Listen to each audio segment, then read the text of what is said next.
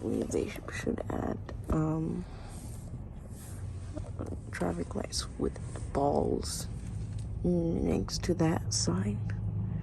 Change that sign to change that sign to left turn, no U-turn, I think.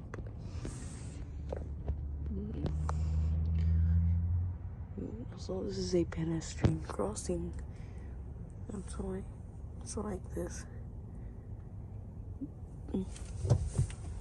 Oh, there we go.